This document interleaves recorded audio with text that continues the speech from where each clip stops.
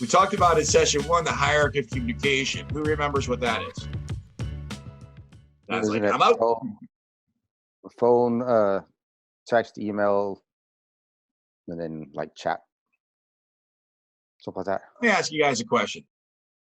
Would this class be as beneficial to you if I texted it to you? No. In person. Be best. Yeah. Why? Why can't I just text it to you? I'm going to text it in. I can use all of my senses to observe all of your senses. Meaning is better understood, for me. So this is like pretty important to you then, right? Yep. Buying a home important to somebody? Very important, yeah.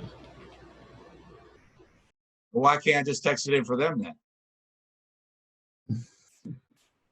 A lot of things are lost through texting. A lot of communication is lost that way, I find. It's not really effective communication.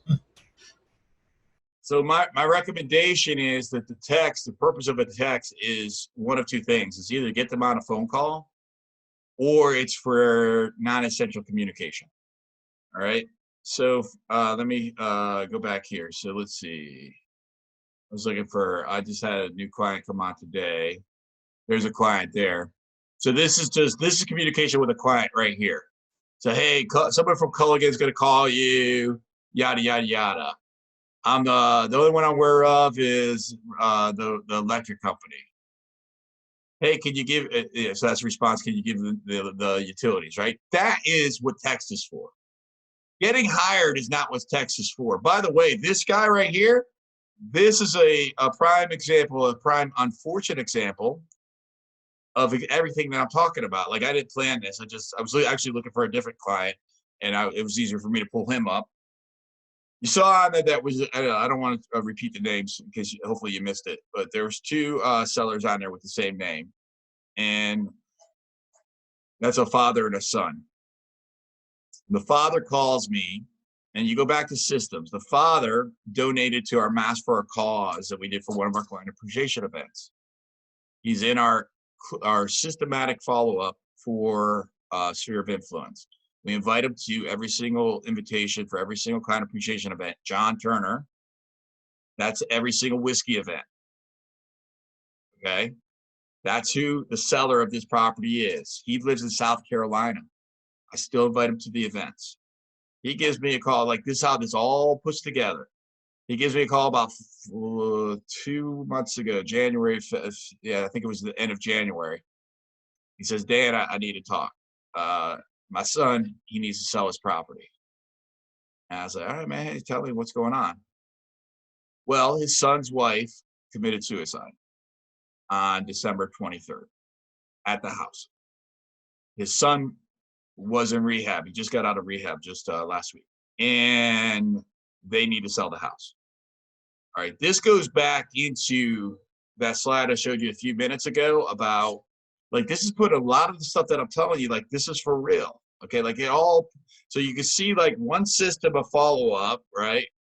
Where Ed, you don't know his last name. So Ed gives me a call and Ed says, hey, here's what I need. But Ed was just a part of our client appreciation events for years. That's all, right? Like that's somebody, I met him like 8 years ago. We've been following up with him, inviting him to everything.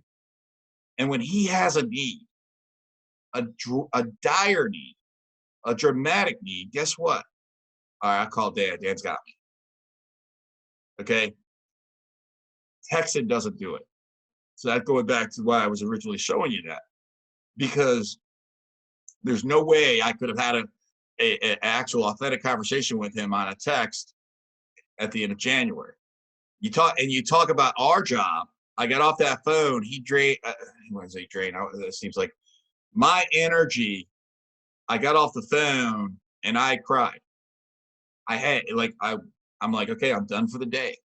All right, like I cried, and I'm like, because I had to listen to him, and I knew my job was to take that pain that he was experiencing and to transfer it from him to me the best that I could, and certainly I'm not going to suggest I was able to take, that was what my intention was. Okay.